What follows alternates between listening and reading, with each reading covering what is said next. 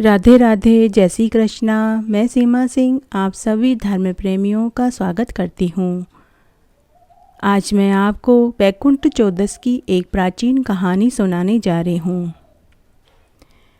कार्तिक मास की सभी कहानियों के साथ में वैकुंठ चौदस की कहानी जरूर सुननी चाहिए। अगर आप कार्तिक स्नान और व्रत करते हैं तो आपको वैकुंठ चौदस की कहानी जरूर सुननी चाहिए। जब मैं आपको कहानी सुनाऊं तो आप बीच बीच में हुक्कारा जरूर लेवें, क्योंकि कहानी कहने वाले, सुनने वाले और हुक्कारा देने वाले को सबसे ज़्यादा फल मिलता है। इसीलिए मैं अक्सर आपसे कहती रहती हूँ कि आप बीच बीच में हुक्कारा जरूर लेवें। कहानी इस प्रकार है। एक बार एक नगरी में एक राजा थे। उनके 2 बेटियां थीं। एक दिन जब राजा अपनी बेटियों के साथ खाना खा रहे थे तो उन्होंने अपनी बेटियों से पूछा कि राजकुमारियों, तुम दोनों किसके भाग्य का खाती हो? तब बड़ी बेटी बोली, पिताजी, मैं तो आपके भाग्य का खाती हूँ। छोटी बेटी बोली, पिताजी, मैं तो अपनी किस्मत का खाती हूँ। तभी राजा ने अपनी पत्नी की तरफ देखा। पत्नी डर गई तो उसने भी कहा कि स्वामी, मैं तो आपके भाग्य का खाती हूँ। तब राजा को बड़ा क्रोध आया। उन्होंने कहा कि मैं कमाता हूँ, खिलाता हूँ, फिर भी मेरी छोटी बेटी कहती है कि मैं अपने भाग्य का खाती हूँ। मेरे भाग्य से पूरी नगरी खाना खाती है और मेरे ही घर में मेरी ही बेटी कहती है कि मैं अपने भाग्य का खाती हूँ। तब राजा ने गुस्से में आकर अपने एक मंत्री को आदेश दिया कि जाओ, मेरी पुत्रियों के लिए 2 लड़के ढूंढो। मेरी बड़ी बेटी के लिए अमीर से अमीर राजा का पुत्र देखना और छोटी बेटी के लिए गरीब, कंगला, दुबला पतला और भिखारी जैसा लड़का ढूंढना।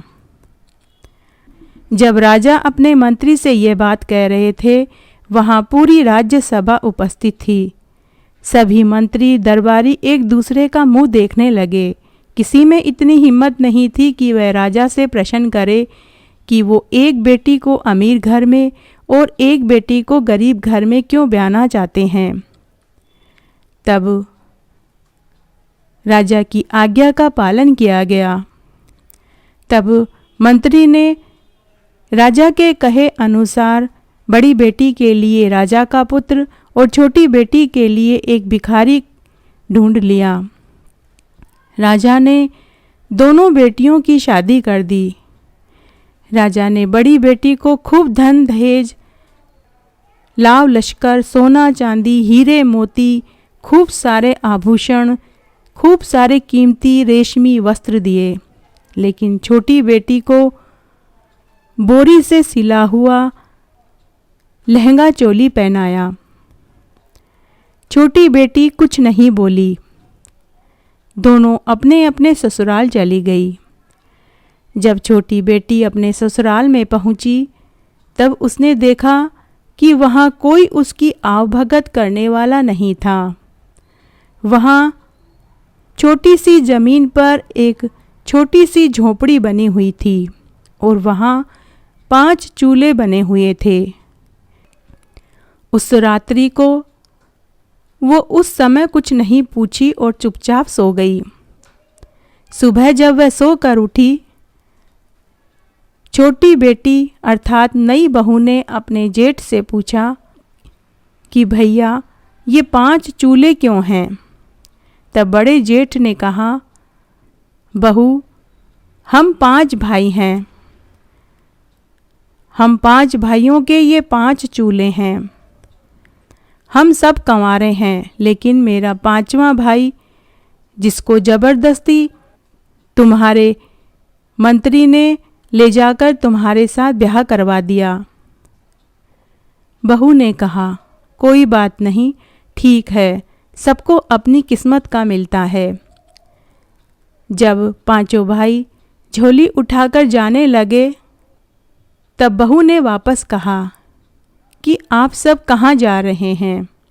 पांचों भाइयों में से केवल बड़ा भाई ही समझदार था। बड़े भाई ने कहा कि बहू, हम भीख मांगने जा रहे हैं, हम भिखारी हैं। उस समय भी बहू कुछ नहीं बोली। उसने कहा ठीक है, आप जाइए। पांचों भाई भीख मांगने चले गए। पीछे से छोटी बेटी अर्थात बहू ने पूरे घर की सफाई करी। कुंवारी केवड़ी के गोबर से पूरा आंगन लिपा और बड़े जेठ के चूल्हे को छोड़कर सभी चूल्हे वहाँ से हटा दिए। शाम को जब पांचों भाई आए, घर को साफ सुथरा देखा और 4 चूल्हे हटे हुए देखे तो उन्होंने पूछा कि हमारे चूल्हे कहाँ गए? अब हम खाना कैसे बनाएंगे? तुमने यह सब क्यों किया? तब नई बहू बोली कि आज से हम एक ही चूल्हे पर भोजन बनाएंगे। मैं खाना बनाऊंगी और आप सब खाना जीमेंगे, लेकिन उससे पहले आप सब नहा धोकर पूजा पाठ करके आइए। अब से पहले उन पांचों भाइयों ने कभी स्नान नहीं किया। मर्जी पड़ती थी तब स्नान करते थे, नहीं तो नहीं करते थे। किसी ने उन्हें इस तरह से आदेश भी नहीं दिया। 4 छोटे भाइयों को इस बात पर बड़ा गुस्सा आया, लेकिन बड़ा भाई थोड़ा समझदार था। उसने कहा कि बहू जो कह रही है हम सब वही करेंगे। हम सब तालाब पर नहा कर आते हैं, फिर हम आकर भोजन करेंगे। उस दिन से सभी इस प्रकार करने लगे। पांचों भाई तालाब पर स्नान करने गए। स्नान करके जब वो घर आने लगे तब बड़े भाई को याद आया कि बहू ने कहा था पूजा पाठ करके आना। तब बड़े भाई ने अपने छोटे भाइयों से कहा कि पास ही मंदिर है, हम वहाँ पूजा पाठ करके आएंगे। उन्हें किसी प्रकार का कोई मंत्र पूजा पाठ कुछ भी करना नहीं आता था। बस मंदिर में गए और जाकर भगवान के सामने हाथ जोड़कर बैठ गए और दर्शन किया और घर आ गए। घर आए तो नई बहू ने रोटी सब्जी बनाकर रख रखी थी। सभी ने इतना स्वादिष्ट खाना आज से पहले कभी नहीं खाया था। सभी ने नई बहू की बहुत तारीफ करी। इस तरह से 4 भाई झोपड़ी के बाहर सो गए और नई बहू अपने पति के साथ झोपड़ी के अंदर सो गई। दूसरे दिन जब वापस वो अपनी अपनी झोली उठाकर भीख मांगने के लिए जाने लगे तो नई बहू ने वापस से उन्हें कहा कि आज से आप भीख मांगने नहीं जाएंगे, मेहनत मजदूरी करेंगे। 4 छोटे भाइयों को बहू की बात पर गुस्सा आया, लेकिन बड़े भाई ने चारों छोटे भाइयों को शांत करवा दिया। जेठ ने अपनी बहू से कहा कि बहू, हमने आज से पहले कभी मेहनत मजदूरी नहीं करी है, हमें कमाना नहीं आता। बहू बोली कि आपको जो भी काम मिले, जो भी मजदूरी मिले, आप वही करना और रास्ते में जो भी चीज़ आपको पड़ी हुई मिले आप उसे उठा लाना। मैं समझूंगी कि यही आपने मेहनत मजदूरी करी है। इस तरह सभी 5 भाई अलग अलग दिशा में कमाने के लिए चले गए। किसी को गेहूं की बोरियां उठाने का काम मिला तो किसी को दिहाड़ी का काम मिला, किसी को सामान उठाने के लिए कुली का काम करना पड़ा। इस तरह 4 छोटे भाइयों को कोई न कोई काम मिल गया, लेकिन 5वें बड़े भाई को कोई काम नहीं मिला। पूरे दिन सबसे काम मांगने में ही बिता दिया। जेठ ने सोचा कि मैं कुछ नहीं कमा पाया, अब मैं खाली हाथ घर कैसे जाऊं। तब बड़ा जेठ इसी उधेड़ बुन में घर आ रहा था तो रास्ते में उसे एक मरा हुआ सांप मिला। जेठ मरे हुए सांप को घर ले आया। उसने अपने भाई की पत्नी से कहा कि बहू, मुझे आज कोई काम नहीं मिला, लेकिन जब मैं घर आ रहा था तो रास्ते में मुझे ये मरा हुआ सांप मिला। अब बताओ बहू, मैं इसका क्या करूं? बहू ने कहा कि आप इसे झोपड़ी के ऊपर फेंक दीजिए। जेठ ने उस मरे हुए सांप को झोपड़ी के ऊपर फेंक दिया। शाम को जब चारों छोटे भाई आए तो उन्हें मेहनत मजदूरी करके बहुत अच्छा लग रहा था। उन्हें गर्व महसूस हो रहा था कि आज उन्हें भीख मांगनी नहीं पड़ी, लोगों की भली बुरी बातें भी नहीं सुननी पड़ी। शाम को आए तो अपना अपना कमाई का हिस्सा लाकर उन्होंने नई बहू को दे दिया। सभी वापस तालाब पर नहाने चले गए। तालाब पर नहाकर आकर वो मंदिर में दर्शन करने चले गए। घर आए, खाना खाया और सो गए। अगले दिन वापस सब अपने अपने कमाने के लिए चले गए। दूसरे दिन बड़े जेठ को वापस कोई काम नहीं मिला। बड़ा जेठ उदास और दुखी हो रहा था कि कोई मुझे कोई काम ही नहीं देता है। दूसरे दिन उदास मन से बड़ा जेठ जब घर आ रहा था तो उसका पांव गोबर में हो गया। वह घर आया और उसने भाई की पत्नी से कहा कि बहू, आज भी मुझे कोई काम नहीं मिला, लेकिन मेरा पांव गोबर में हो गया है, अब मैं क्या करूं? बहू ने कहा, भैया, आप अपने गोबर के पांव को झोपड़ी की दहली से पोंछ लीजिए। इस तरह कई दिन निकल गए।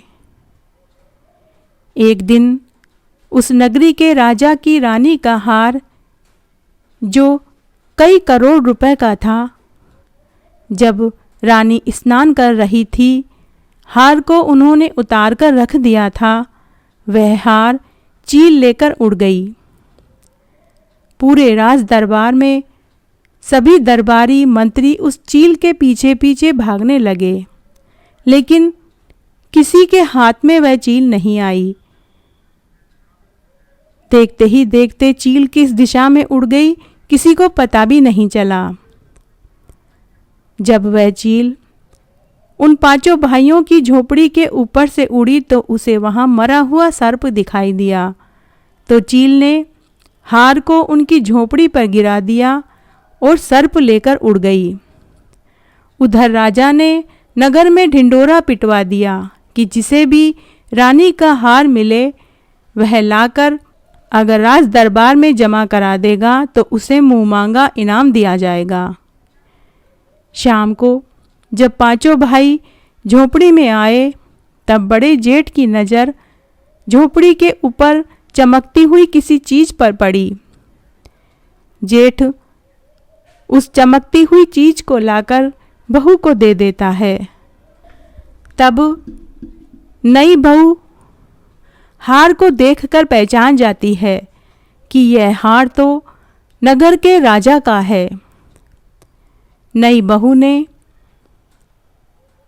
राजा के द्वारा जो ढिंडोरा पिटवाया गया था वह सुन लिया था। नई बहू ने अपने जेठ से कहा कि भैया, यह हार ले जाकर अब राजा को दे दीजिए। जब राजा आपसे कुछ मांगे तो उन्हें कहना कि मैं अपनी भाई की पत्नी से पूछकर बताऊंगा। जैसा नई बहू ने कहा, जेठ ने वैसा ही किया। बड़े जेठ ने हार ले जाकर राजा को दे दिया। राजा हार देखकर बहुत खुश हुआ। राजा ने कहा कि मैं अपने वचन का पक्का हूँ। तुमने रानी का बेशकीमती हार लुटाया है। इनाम में जो तुम मांगोगे मैं वही देने के लिए तैयार हूँ। तब जेठ बोला कि राजा जी, मुझे मांगना नहीं आता। मैं अपने भाई की पत्नी से पूछकर बताऊंगा। राजा ने कहा, जैसा तुम ठीक समझो। जेठ वापस घर आया और घर आकर बहू को पूरी बात बताई। तब बहू बोली कि आप राजा जी से कहना, आज बैकुंठ चौदस है, कल अमावस्या और दीपावली है। मैं चाहता हूँ कि राजा जी आपके महल में और पूरी नगरी में कोई भी दीपक न जलावें, सब अपने अपने घरों में अंधेरा रखें। बस यही मेरी इच्छा है और मुझे कोई इनाम नहीं चाहिए। राजमहल में जेठ ने जाकर राजा को यह बात कही तो राजा ने कहा, ठीक है भैया, अगर तुम्हारी यही इच्छा है तो यही सही। एक दिन दीपक ना जलाएंगे तो क्या फर्क पड़ जाएगा। इस तरह बैकुंठ चौदस से लेकर दीपावली तक किसी ने भी दीपक नहीं जलाया। उधर उन पांचों भाइयों की बहू ने पूरी झोपड़ी में दीपक जलाया, एक भी जगह अंधेरा नहीं रखा। बहू ने पूरे घर में सुंदर सुंदर मांडने बनाए, पगले बनाए, लक्ष्मी जी की चौकी बनाई, लक्ष्मी जी के पूजन के लिए थाल सजा कर रख लिया और पांचों भाई खाना खाकर सो गए, लेकिन बहू जागती रही। रात्रि को लक्ष्मी जी उस नगरी में उतरी। पूरी नगरी में अंधेरा था, केवल एक झोपड़ी ही जगमग कर रही थी। लक्ष्मी मैया पूरी नगरी में जहाँ भी जाती उन्हें ठोकर लग रही थी।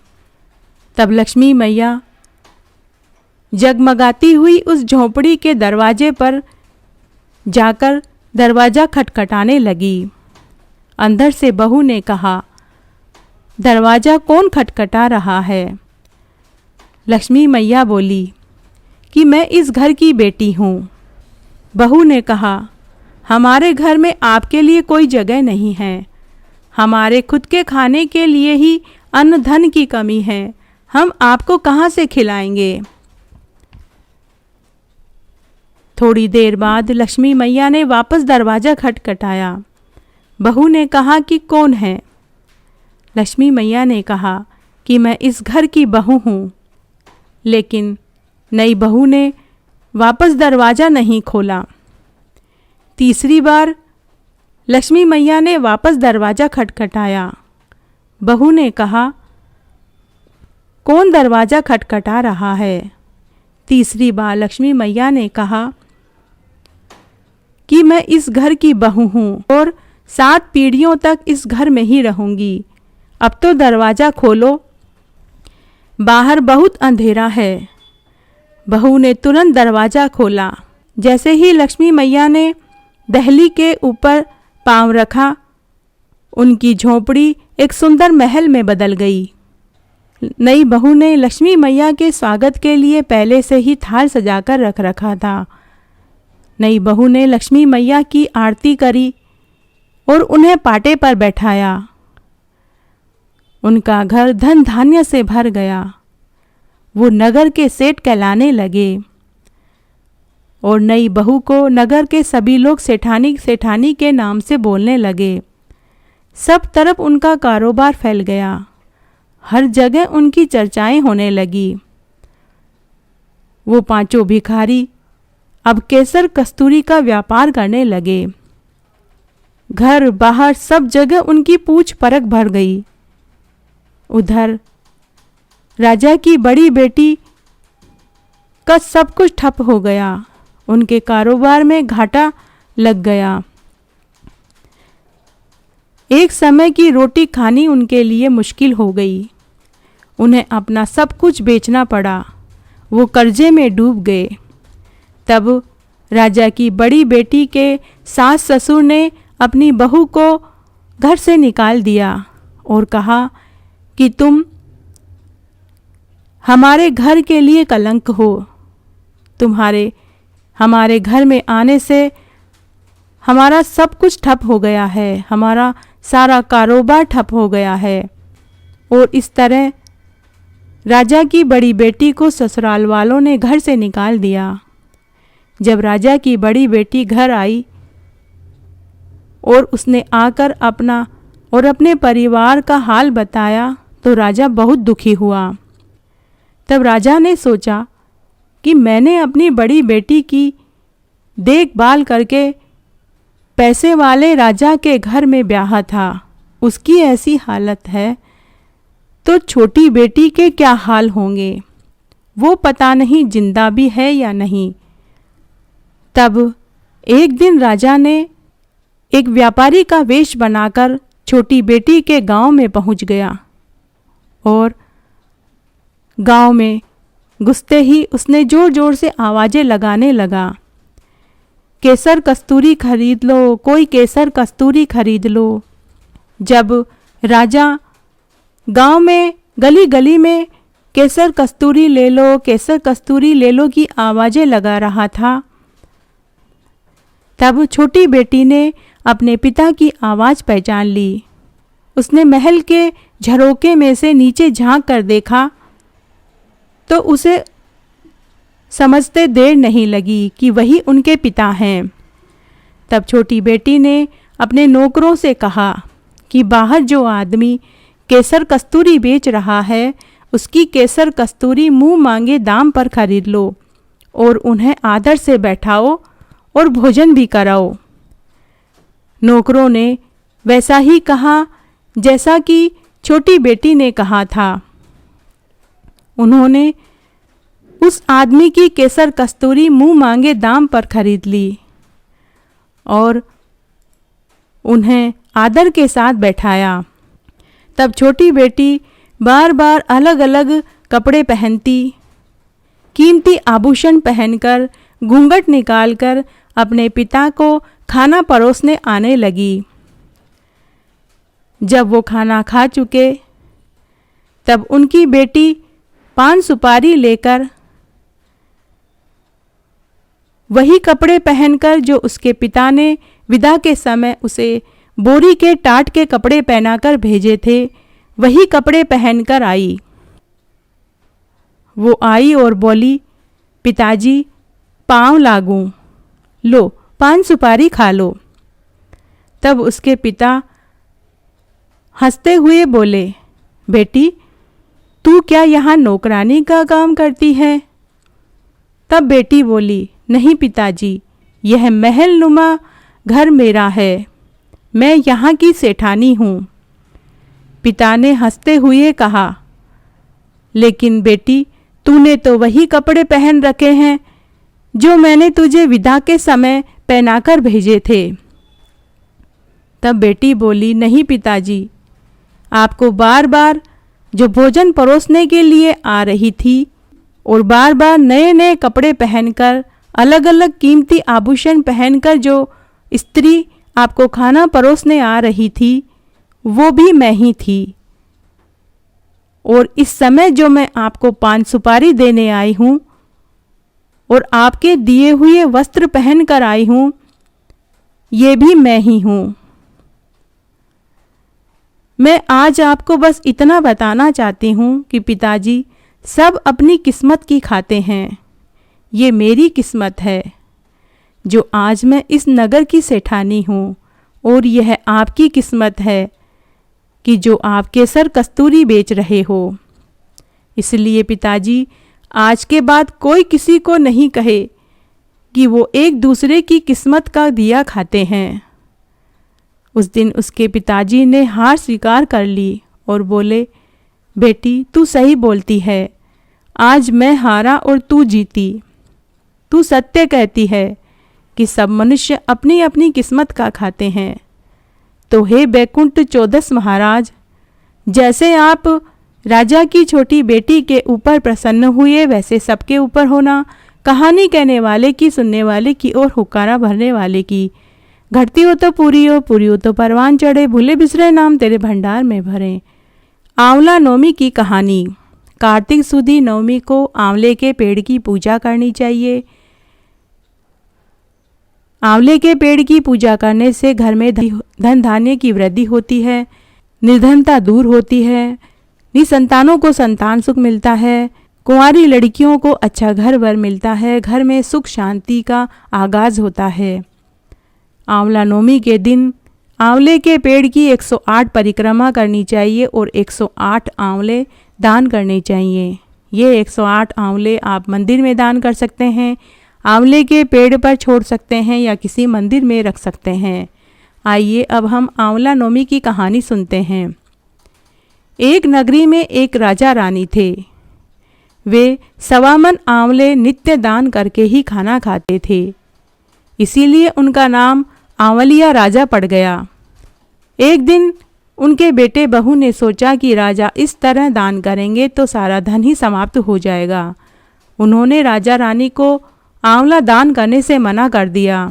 राजा रानी दुखी हो गए और उन्होंने महल छोड़ दिया और जंगल में जाकर झोपड़ी बनाकर रहने लगे। राजा रानी आंवला दान नहीं कर सके क्योंकि उन्होंने जो प्रण किया था कि आंवला दान करके ही वे खाना खाएंगे, इसलिए वो कई दिनों से भूखे थे। इस तरह भूखे रहते हुए उन्होंने 7-8 दिन निकाल दिए। तब आंवलिया भगवान ने सोचा कि यदि आज मैं इनका प्रण नहीं रखूँगा, इनका सत्य नहीं रखूँगा, तो मुझे कलयुग में कौन मानेगा। तब उस रात्रि को आंवलिया भगवान ने जंगल में एक नया राज्य बना दिया, बाग बगीचे लगा दिए, ढेरों आंवले के पेड़ लगा दिए। सुबह जब राजा रानी सोकर उठे तो राजा ने देखा कि जिस जंगल में वो रह रहे थे, जिस झोपड़ी में वो रह रहे थे, एक महल में बदल गया और जंगल में एक नया ही राज्य बस गया है। तब राजा ने रानी को जगाते हुए कहा कि देखो रानी, मैं कहता था न कि सत मत छोड़ो, सूरमा सत छोड़या पत जाए, सत की छोड़ी लक्ष्मी फिर मिलेगी आए। तो आओ रानी, हम नहाते धोते हैं, आंवला दान करते हैं और साथ बैठकर खाना खाते हैं। राजा रानी ने उस दिन 1.25 मन आंवला दान करा और खुशी खुशी दोनों ने साथ बैठकर खाना खाया और महल में आराम से रहने लगे। उधर आंवले देवता का अपमान करने से, अपने पिता को आंवला दान करने से रोकने से बेटे के बुरे दिन आ गए।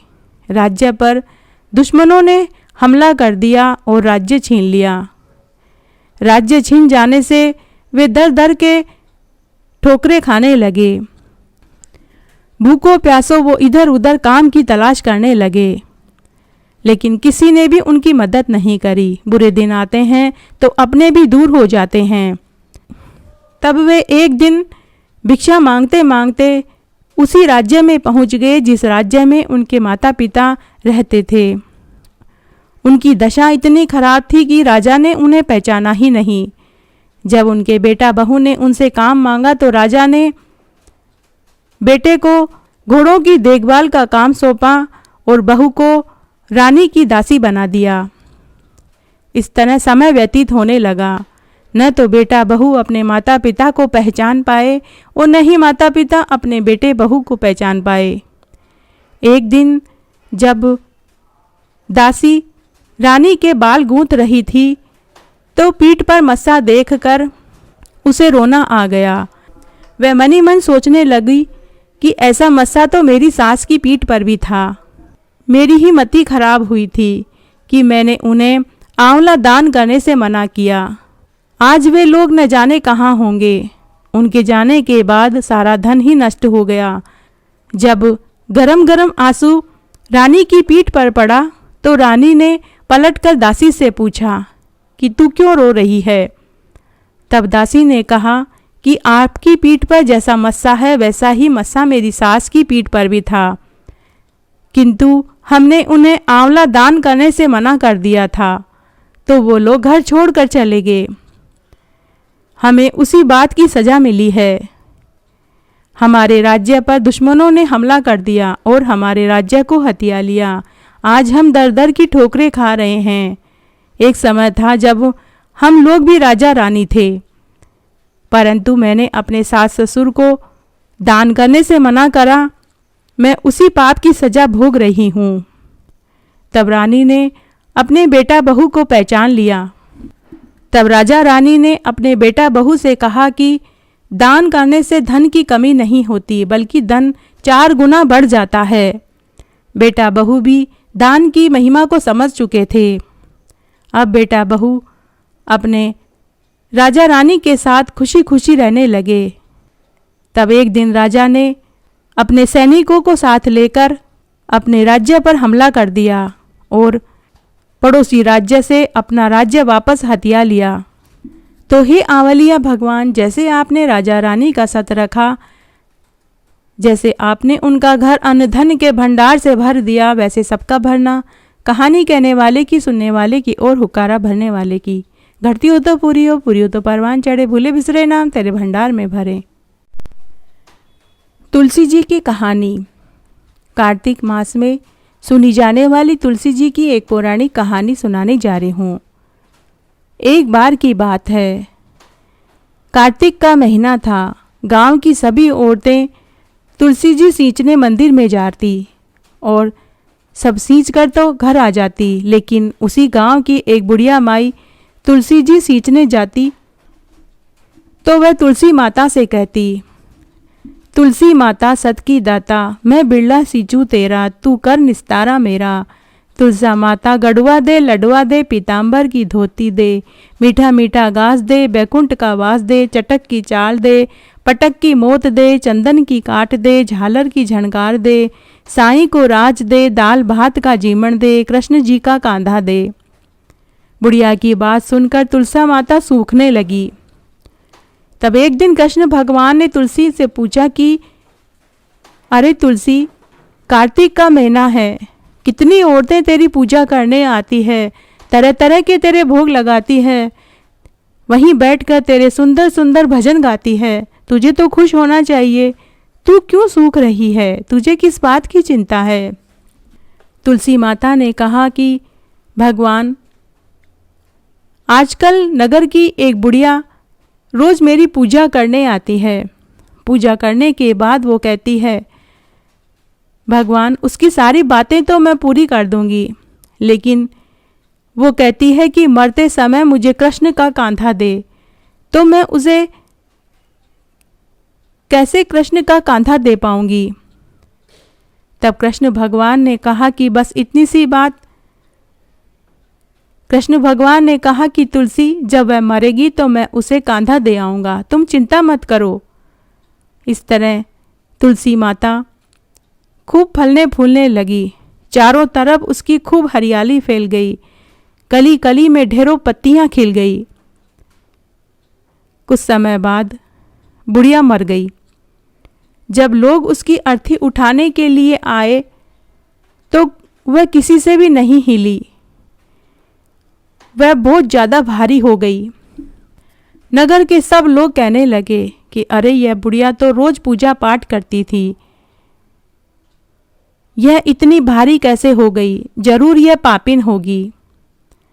तभी भगवान एक बूढ़े ब्राह्मण का वेश बना करके वहां आए और बुढ़िया की झोपड़ी के पास जब बहुत भीड़ देखी तो उन्होंने पूछा कि आप सब लोग यहाँ क्यों खड़े हैं। तब लोगों ने बताया कि यह बुढ़िया मर गई है, पर पता नहीं इसने ऐसा क्या पाप किया था कि इसकी लाश में इतना वजन हो गया है, यह हम लोगों से उठ ही नहीं रही है। तब बूढ़े ब्राह्मण के वेश में भगवान श्री कृष्ण ने कहा कि तुम सब हटो, मुझे इसके कान में कोई बात कहनी है। सब लोग वहां से हट गए। ब्राह्मण के वेश में भगवान श्री कृष्ण उस बुढ़िया के पास कान में जाकर बोलने लगे, बुढ़िया माई, तू बिरला सींचा मेरा, मैं करूँ निस्तारा तेरा। लडुआ ले, गढ़वा ले, पीताम्बर की धोती ले, मीठा मीठा घास ले, बैकुंठ का वास ले, चटक की चाल ले, पटक की मोत ले, चंदन का काट ले, झानर की झनकार ले, साईं का राज ले, दाल भात का जीमण ले, कृष्ण का कांधा ले। इतना सुनते ही बुढ़िया हल्की हो गई। बूढ़े ब्राह्मण के वेश में भगवान श्री कृष्ण ने बुढ़िया को कंधा दिया और इससे बुढ़िया की मुक्ति हो गई। सीधे ही वह स्वर्ग में चली गई। तो हे तुलसी माता, जैसे आपने उस बुढ़िया की विनती सुनी, मरने पर उसे कृष्ण का कांधा दिया, वैसा हमें भी देना, कहानी कहने वाले को, सुनने वाले को और हुकारा भरने वाले को। घटती हो तो पूरी हो, पूरी हो तो परवान चढ़े, भूले बिसरे नाम तेरे भंडार में भरे। चांद्रायण व्रत। कार्तिक मास में चंद्रमा की प्रसन्नता और चंद्रलोक की प्राप्ति, पापों का और दुखों का नाश करने के लिए मनुष्य को कार्तिक मास में चांद्रायण व्रत जरूर करना चाहिए। यह व्रत शरद पूर्णिमा से प्रारंभ किया जाता है और अगली पूर्णिमा तक किया जाता है। रोज सुबह ब्रह्म मुहूर्त में उठकर स्नान आदि करने के पश्चात तुलसी जी के पौधे में दीपक जलाया जाता है। पूजा के समय अखंड दीपक जलाना चाहिए। कोई भी पेय पदार्थ पिएं, जैसे दूध, ठंडाई, शरबत, फलों का रस, जब भी आप पिएं तो तुलसी डल डालकर ही पीना चाहिए।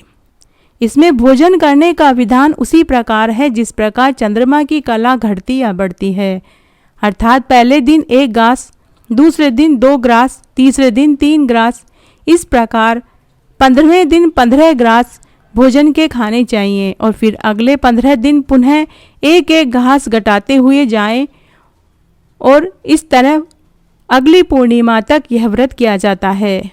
और पूर्णिमा के दिन एक ब्राह्मण जोड़ा जोड़ी को भोजन कराकर, हो सके तो गऊ दान करें, ना हो सके तो 5 कपड़े और दक्षिणा के रुपए देकर बाद में आप परिवार सहित खुद भोजन करें।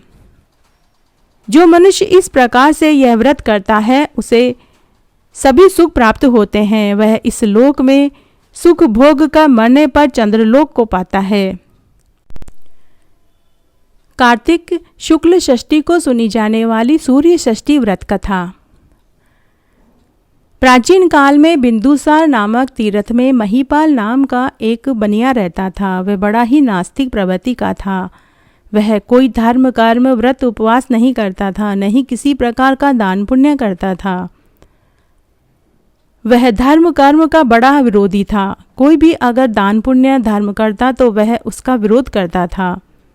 तब एक बार सूर्य देव के मंदिर में सूर्य प्रतिमा के सम्मुख ही उसने मल मूत्र का त्याग कर दिया। उसका मानना था कि पत्थर की यह प्रतिमा मुझे न तो रोक सकती है, न ही मेरा कुछ बिगाड़ सकती है। किंतु सूर्य भगवान ने तुरंत उसको पर्चा दिखा दिया। महीपाल के दोनों आंखों की रोशनी चली गई। अब तो वह अपनी करनी पर बहुत पछता रहा था। उसके पूरे शरीर में कोढ़ हो गया, पूरा शरीर पर खून रिस रहा था। तब एक दिन उसने सोचा कि जो पाप मैंने किया है उसकी सज़ा मुझे मिल रही है। मैं अंधा हो गया, कोढ़ी हो गया, इस तरह जीने से तो अच्छा है मैं मर ही जाऊं। तब वह गंगा जी में डूबकर मरने के लिए चल पड़ा। रास्ते में उसे नारद मुनि मिले। उन्होंने पूछा कि हे वणिक पुत्र, तू कहाँ जा रहा है? महीपाल ने सब कुछ बताकर कहा कि अब मैं गंगा जी में डूबकर मरना चाहता हूँ। इस तरह से सड़ सड़ कर जीने से तो मरना ही अच्छा है। नारद मुनि ने कहा कि हे मूर्ख प्राणी, पहले तूने गलती करी, सूर्य भगवान का अपमान किया।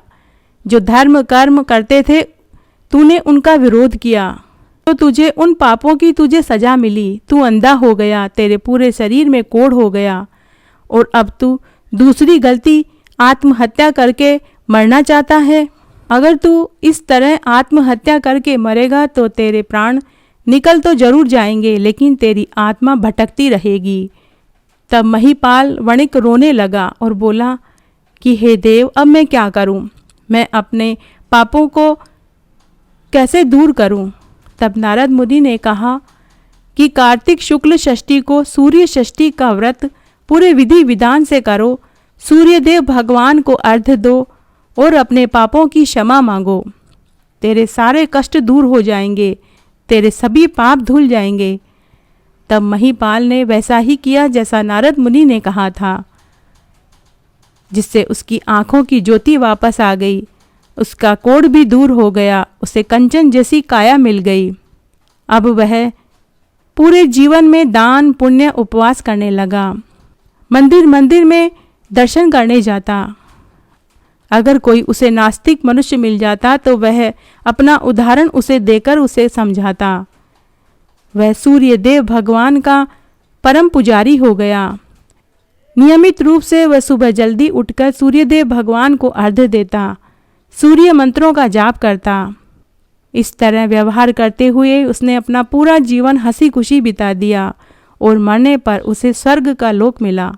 आज मैं आपको गाय माता की एक पौराणिक कहानी सुनाने जा रही हूँ। बहुत पुरानी बात है। एक गांव में एक बुजुर्ग दंपति रहते थे। उनकी एक टूटी फूटी झोपड़ी थी। उनके कोई औलाद नहीं थी। दोनों गांव में भिक्षावृत्ति करते थे। बुजुर्ग आदमी जब जवान था तब वह मेहनत मजदूरी करके घर चलाता था, लेकिन अब बुढ़ापे में उससे मेहनत मजदूरी नहीं होती थी।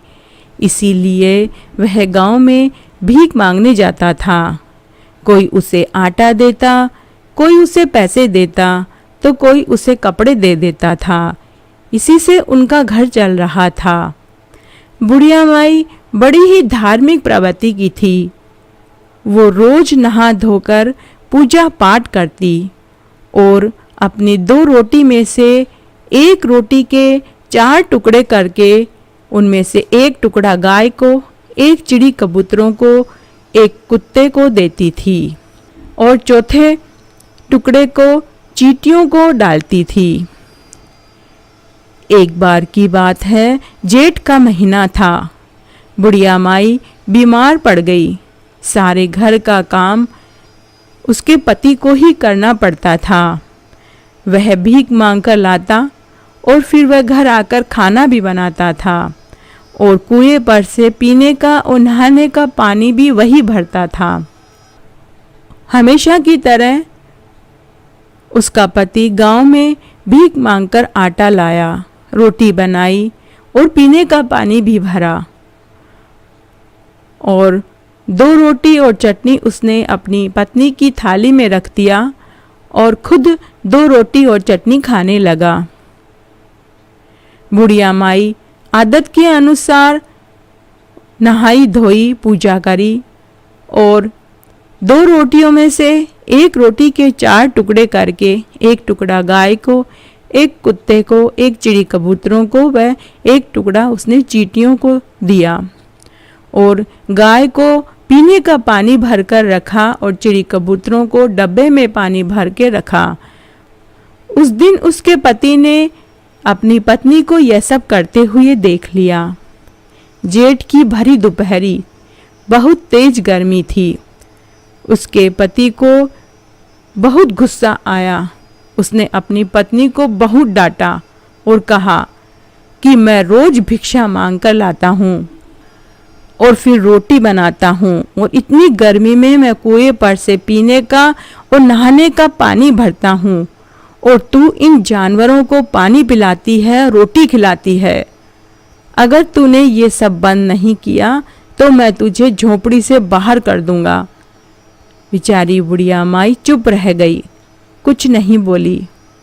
बुढ़िया माई अब अपने पति से छिप छिप कर ये काम करने लगी। लेकिन एक दिन उसके पति ने वापस देख लिया, जब वो गाय, कुत्ते को, चिड़ी कबूतरों और चींटियों को रोटी दे रही थी और पानी पिला रही थी। उस दिन उसके पति ने गुस्से में आकर अपनी पत्नी को अपनी झोपड़ी से बाहर निकाल दिया और खूब गालियां दी।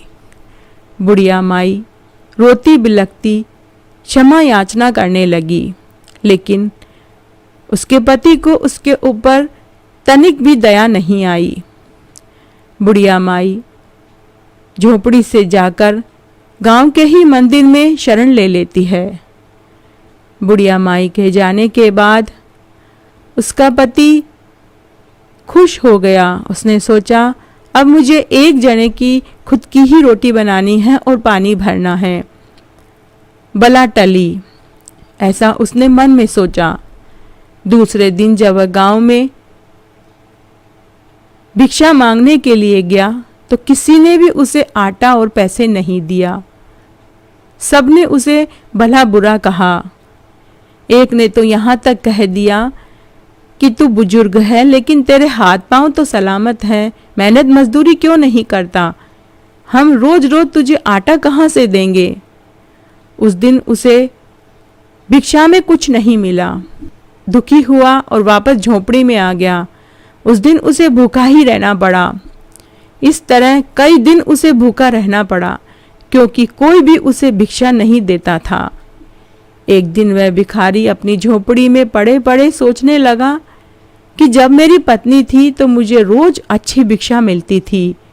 हम दोनों पति पत्नी भर पेट खाना खाते थे और मेरी पत्नी गाय, कुत्ते और चिड़ी कबूतरों को भी देती थी। लेकिन अब क्या हो गया? मैं अकेला ही हूँ, फिर भी मुझे कोई भिक्षा नहीं देता। भिखारी को अपने ऊपर बहुत गुस्सा आ रहा था। तब वह भिखारी दूसरे दिन नहा धोकर गांव के ही पंडित जी के पास गया और उसने अपना सारा दुखड़ा कह सुनाया। तब पंडित जी ने भिखारी की हाथों की रेखाएं पढ़ी और कहा कि अरे भाई, तुम्हारे ऊपर गाय माता का श्राप लगा है। तब वह भिखारी बोला, पंडित जी, इसका कोई निवारण बताइए। तब पंडित जी ने कहा कि इसका तो एक ही उपाय है, तुम गौशाला में जाओ और गायों की सेवा करो। गौशाला में जाकर गायों की सेवा पानी करने लगा और बाकी का जीवन उसने वहीं बिताया। तब एक दिन उसका देवलोक गमन हो गया। जब वह यमपुरी में पहुंचा तो उसने देखा कि उसकी पत्नी स्वर्ग का सुख भोग रही थी। तब उसे समझ में आया कि उसकी पत्नी गाय, कुत्ते व चिड़ी कबूतरों को रोटी क्यों खिलाती थी और जेठ के महीने में वो गाय और चिड़ी कबूतरों के लिए पानी क्यों भरकर रखती थी। तब यमराज ने भिखारी से कहा कि तुमने पूरे जीवन काल में कोई नेक काम नहीं किया, लेकिन मरने से कुछ दिन पहले गाय की सेवा करी, इसलिए तुम्हें नरक के दुख तो नहीं भोगने पड़ेंगे, परंतु तुम्हें वापस मृत्यु लोक में जाकर वापस पुनर्जन्म मिलेगा और तुम वापस मृत्यु लोक में जाओगे और एक ग्वाले के रूप में रहोगे और पूरे जीवन तुम गाय का काम ही करते रहोगे। तुम्हारा पुनर्जन्म मृत्यु लोक में होगा और इस जीवन में अगर तुमने अच्छा कार्य किया तो तुम्हें शायद स्वर्ग मिल सके। जय हो गाय माता की। इस तरह आज मैंने आपको गाय माता की एक पौराणिक कहानी सुनाई। आशा करती हूँ आपको ये जरूर पसंद आएगी। आज मैं आपको धरती माता की एक पौराणिक कहानी सुनाने जा रही हूँ। सभी कहानियों के साथ में अगर धरती माता की कहानी नहीं सुनी जाती है तो पहले सुनी हुई कहानियों का फल नहीं लगता। आइए अब हम धरती माता की कहानी सुनते हैं। एक बार एक गांव में एक बुढ़िया माई थी। वह बड़ी ही धार्मिक प्रवृत्ति की थी। सभी तरह के व्रत, उपवास, दान पुण्य किया करती थी। पीहर और ससुराल में सभी तरह के नेकचार भी करती थी। सभी तरह का देना लेना वो करती थी। पूनम, अमावस्या, एकादशी सभी व्रत करती थी। सभी के उसने उद्यापन भी किए। यहाँ तक कि उसने धर्मराज जी की और पोपाबाई और चित्रगुप्त जी की कहानी सुनी और उद्यापन भी किया। समय के अनुसार उसका देवलोक गमन हुआ। जब वह धर्मराज जी की नगरी में पहुंची तो उसे वहां खड़े रहने के लिए जमीन नहीं मिली। उसने एक पैर जमीन पर रखा लेकिन दूसरा पैर रखने के लिए उसे धरती नहीं मिली। वो अधर में ही झूलती रही। तब उसने धर्मराज जी से विनती करी कि हे धर्मराज जी, यहाँ जितने भी लोग मृत्युलोक से आए हैं वे सब धरती पर खड़े हैं, बस मुझे ही धरती पर खड़े रहने का स्थान नहीं मिल रहा है। जबकि मैंने अपने जीवन काल में कोई पाप नहीं करा, कभी मैंने किसी का दिल नहीं दुखाया। मैंने सभी तरह के व्रत उपवास करे, दान पुण्य करे, लेने देने के सभी नेकचार भी करे। तब धर्मराज जी ने बुढ़िया माई से कहा कि अरे बुढ़िया माई, तू सच कहती है। तूने सब किए, लेकिन तूने धरती माता को मोल नहीं खरीदा। तूने धरती माता की न कहानी सुनी, न व्रत किया, न ही उद्यापन किया। तूने धरती माता को मोल नहीं लिया, इसीलिए तुझे यहाँ खड़े रहने के लिए जमीन नहीं मिल रही। और ये लोग जो धरती पर खड़े हैं, इन सभी ने धरती माता की कहानी सुनी, उद्यापन किया और व्रत किया। इन सभी ने मृत्युलोक में धरती मोल ली थी, इसीलिए इन्हें यहाँ खड़े रहने के लिए धरती पर स्थान मिला है, और तू अधर में झूल रही है। तब बुढ़िया माई बहुत दुखी हुई। उसने कहा, धर्मराज जी, मुझे इस व्रत के बारे में मालूम नहीं था। ये कहानी कितने दिन सुनते हैं, इसमें क्या करते हैं और उद्यापन कैसे करते हैं। तब धर्मराज जी ने बुढ़िया माई से कहा कि हे बुढ़िया माई, धरती माता की 7 दिन कहानी सुनते हैं और व्रत करते हैं। 1.25 मीटर लाल कपड़ा लेते हैं और 1.25 मीटर ही सफ़ेद कपड़ा लेते हैं, और 1.25 मीटर जमीन खोदते हैं, उनके ऊपर ये दोनों कपड़े बिछाते हैं। फिर रोली का छींटा देते हैं, चावल छोड़ते हैं, मूली का टुकड़ा रखते हैं, नारियल और दक्षिणा के रुपए रखते हैं, गुड़, पताशा या मिठाई रखते हैं, और 7 दिन कहानी सुनी जाती है। कहानी सुनने के बाद जिस ब्राह्मणी से कहानी सुनते हैं, उसी को ये सारे सामान देते हैं, और साथ ही ब्राह्मणी को सुहाग की पिटारी दी जाती है और ब्राह्मणी को भोजन कराया जाता है। तब वह बुढ़िया माई धर्मराज जी से बोली कि हे धर्मराज जी, आप मुझे 7 दिन के लिए वापस मृत्युलोक में भेज दीजिए। मैं भी धरती माता की कहानी सुनूंगी, उद्यापन करूंगी और व्रत करूंगी, और धरती पर जाकर इस व्रत का प्रचार भी करूंगी। तब धर्मराज जी ने बुढ़िया माई को वापस उसके मृत शरीर में छोड़ दिया। नीचे मृत्युलोक में बुढ़िया माई को शमशान में जलाने की तैयारी हो रही थी। तभी उसके देह में हलचल हुई। वहां खड़े सभी लोग डर गए। तब बुढ़िया माई अपने बेटे और पोतों से बोली कि मुझे जल्दी से घर ले चलो। मैं कोई भूत प्रेत नहीं, मैं तुम्हारी माँ और दादी ही हूँ। धर्मराज जी ने मुझे 7 दिन के लिए धरती पर भेजा है। मैं 7 दिन तक धरती माता की कहानी सुनूंगी, उद्यापन करूंगी और व्रत करूंगी, और 7 दिन बाद वापस मैं यमलोक चली जाऊंगी। मैं यहाँ पर धरती माता की कहानी का प्रचार भी करूंगी। और फिर बुढ़िया माई ने अपने बेटे, पोतों और बहुओं से बताया कि मैंने सभी व्रत उपवास करे, लेकिन धरती माता की कहानी नहीं सुनी, तो मुझे यमलोक में खड़े रहने के लिए जमीन नहीं मिली। बुढ़िया माई के बेटे और पोते अपनी माँ को घर लाए। तब बुढ़िया माई ने 1.25 मीटर लाल कपड़ा मंगवाया, 1.25 मीटर सफ़ेद कपड़ा मंगवाया, और एक ब्राह्मणी को बुलवाकर कहानी सुनी। तब बुढ़िया माई ने 1.25 मीटर जमीन खुदवाई, उसमें लाल और सफ़ेद कपड़ा बिछाया, रोली का छींटा दिया, मोली रखी, चावल, गुड़, पताशे और दक्षिणा के रुपए रखे, और 7 दिन तक ब्राह्मणी से कहानी सुनी और व्रत किया। 7 दिन के बाद उसी ब्राह्मणी को वो सारे सामान दिए, खाना खिलाया, साथ ही सुहाग की पिटारी और ब्राह्मणी के कपड़े दिए। इस तरह उसने उद्यापन किया। और फिर बुढ़िया माई ने धरती माता को प्रणाम करके कहा कि हे धरती माता, मैंने 1.25 मीटर धरती मोल ली है। मुझे मरने के बाद मृत्युलोक में खड़े रहने जितनी जगह देना, और मेरे कष्टों को दूर करना, और मेरे बेटे पोतों का उद्धार करना। तभी रात्रि में देव विमान आया। बुढ़िया माई उसमें बैठकर धर्मराज जी की चौखट पर पहुंची। सभी ने बुढ़िया माई का खूब स्वागत किया। धरती माता ने बुढ़िया माई को फूलों का हार पहनाया, और धरती माता ने बुढ़िया माई को वहां खड़ी रहने की जगह दी।